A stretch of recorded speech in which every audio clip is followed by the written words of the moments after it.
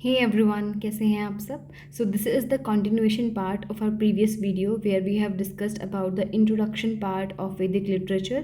Vedic literature क्या होता है, कैसे हम लोग हमारे इंडस वैली सिविलाइजेशन से होते हुए वैदिक पीरियड तक पहुँचे, और जो लिटरेचर हमारे पास आया है वो कैसे आया। दो तरीके थे, एक श्रुति और स्मृति। श्रुति के अंदर हम लोगों ने देखा we have 4 parts. First one was Vedas, second जो था हमारा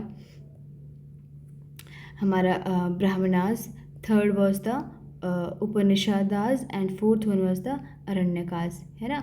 तो ये जो 4 पार्ट है हम लोगों ने देखा, और आज की इस वीडियो में हम लोग डिटेल में पढ़ने वाले हैं हमारे फर्स्ट पार्ट को, वेदों के बारे में। And in the next videos we will discuss about the all the remaining ones. So चलिए शुरू करते हैं। वैदिक पीरियड की हम लोगों ने बात करी तो 1500 बीसी से लेकर 500 बीसी तक जो है अप्रॉक्सीमेट पीरियड माना जाता है वैदिक पीरियड। इसी में फिर 2 डिवीजन है, एक अर्ली और एक लेटर।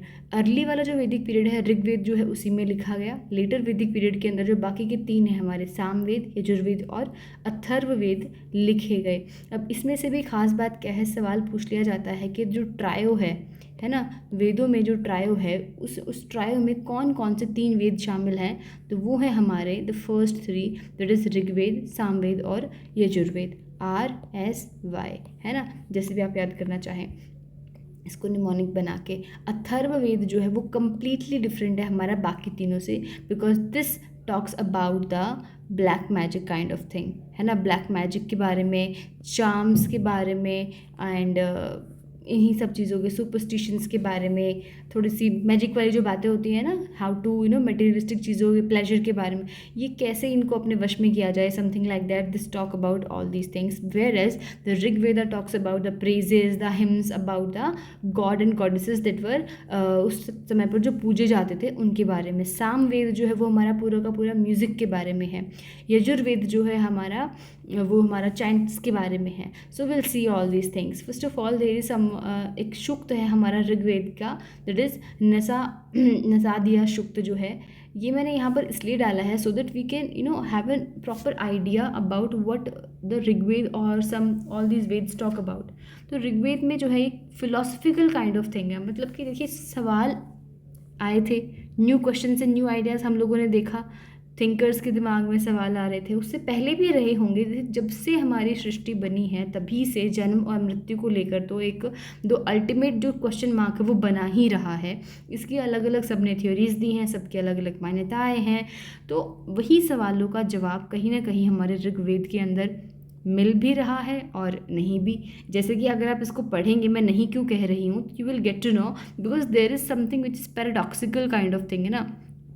एक पैराडॉक्स बना हुआ है, जैसे कि इसमें लिखा है who really knows, who will here proclaim it, whence was it produced, whence is this creation, gods came afterwards with the creation of this universe, who then knows whence it is arisen.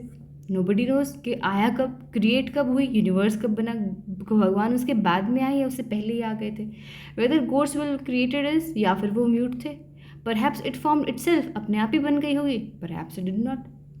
One only he, जो the creator one है, who is itself overseer in the highest heaven knows, सिर्फ वही जानते हैं, only ही no, सिर्फ वही जानते हैं, या फिर perhaps he does not know.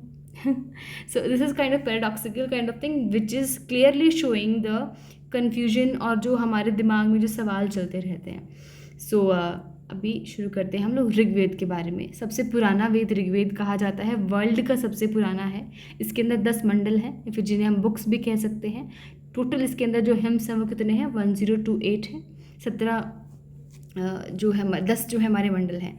जो हिम्स हैं वो किस लिए हैं, जो उस समय पर जो भगवान जैसे अग्नि, इंद्र, मित्र, वरुण और अदर जो भगवान जो गॉड्स थे एंड गॉडेसेस थी, उनकी प्रेज में ये जो है हिम्स गाए जाते थे, बोले जाते थे, सुनाए जाते थे। नेक्स्ट इज़ क्वेश्चंस की फॉर्म में मैंने ये थोड़ा सा पॉइंट्स आपको इसलिए दिए हुए हैं क्योंकि यहाँ से सीधा आपको जवाब मिलेगा।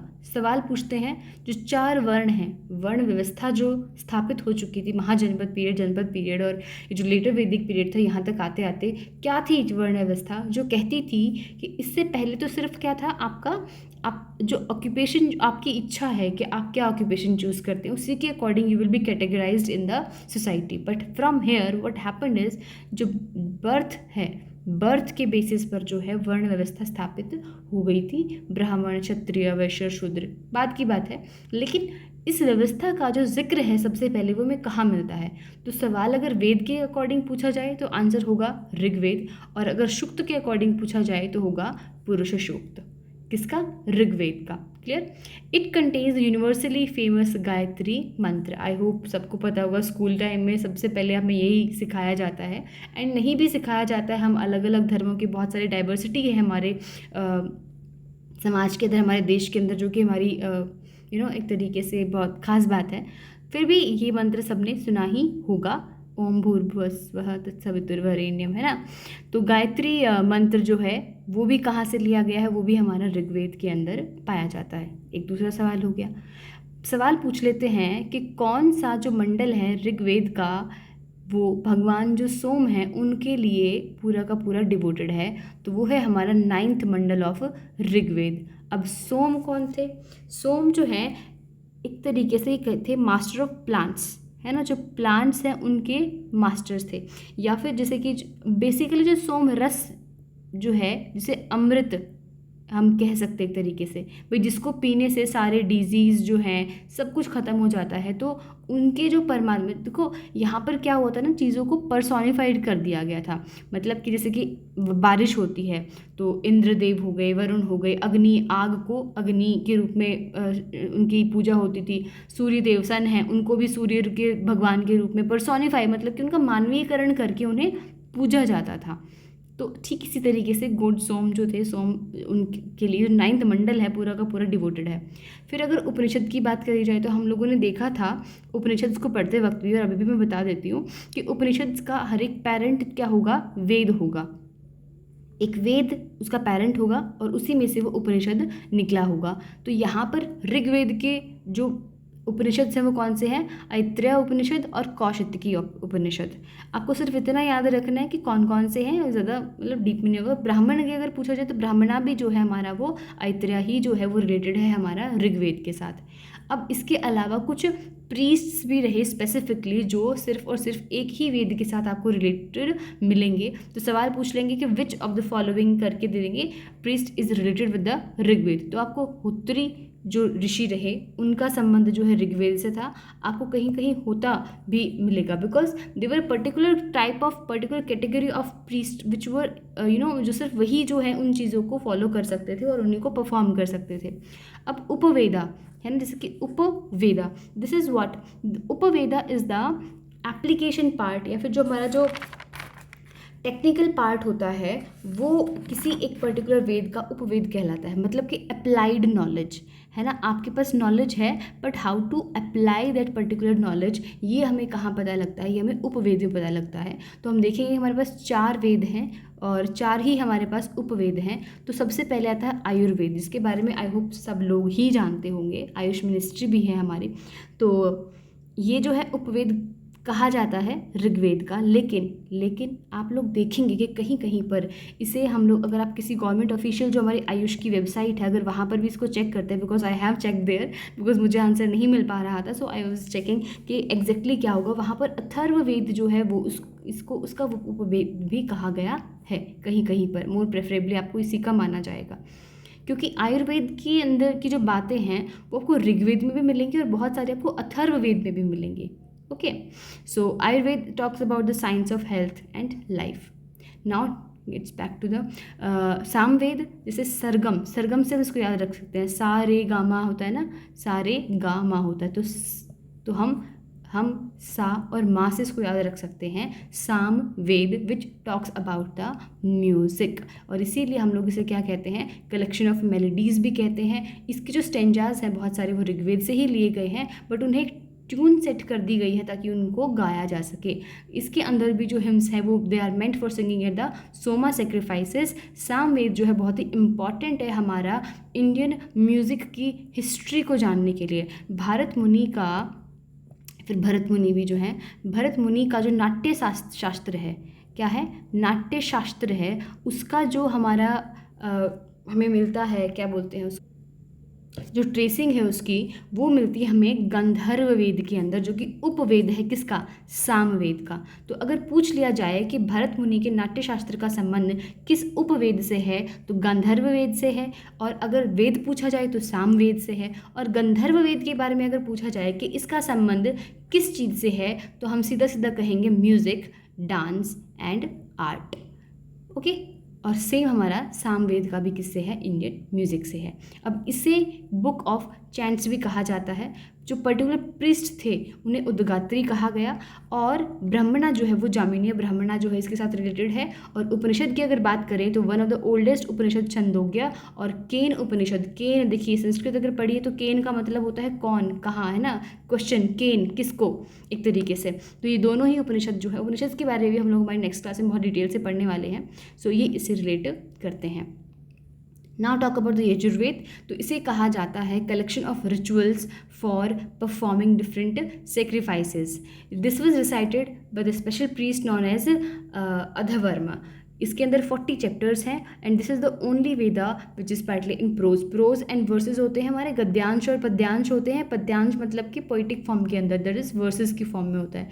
This Veda is further divided into 2 part. That is Krishna पक्ष, जिसे हम कहेंगे, कई बार हम देखो हमें पता है कृष्ण पक्ष और शुक्ल पक्ष महीना होता है हमारा, अमावस्या होती है और फिर ना अलग अलग फेजेस चलते हैं। तो उसी के अकॉर्डिंग, उसी तरह से इसको भी 2 पार्ट्स में डिवाइड कर रखा है। जैसे एक को कहते हैं कृष्ण मतलब ब्लैक, संस्कृत में इसका मेरा मीनिंग होता है ब्लैक यजुर्वेदा, जिसकी कमेंट्री प्रोज के अंदर है। और दूसरा है शुक्ल, जिसे वाइट यजुर्वेद भी कहते हैं, जो सेक्रीफाइसेस फार्मूला एंड रिचुअल्स के बारे में बताता है। द रिचुअल्स रिफ्लेक्ट जो है उस टाइम पे क्या रिफ्लेक्ट करते हैं कि उस समय का जो सामाजिक और जो राजनीतिक जो एनवायरनमेंट रहा, जिसके अंदर ये सब पले बड़े, वो कैसा था।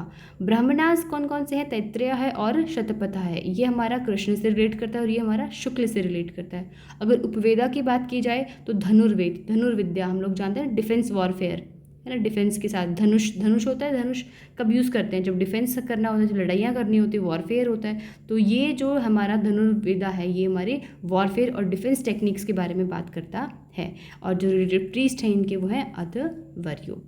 अब बात कर लेते हैं अथर्ववेद की। तो अथर्ववेद को कहा जाता है वेदा ऑफ मैजिकल फॉर्मूला, क्योंकि ये बात करता है बहुत सारे मैजिक्स के बारे में, चार्म्स के बारे में, स्पेल्स के बारे में, and to ward off the evils and diseases.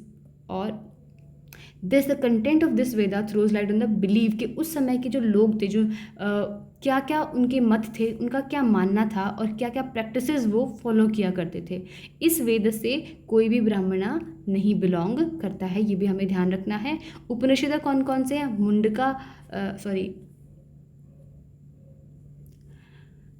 Mundaka उपनिषद है, जिसमें सत्यमेव जयते, जो हमारा नेशनल एक तरीके से लोगो है, जिसमें हमें देखने को मिलता है सत्यमेव सत्य की हमेशा जीत होती है। ये हमने कहाँ से लिया, मुंडक उपनिषद से ही लिया गया है।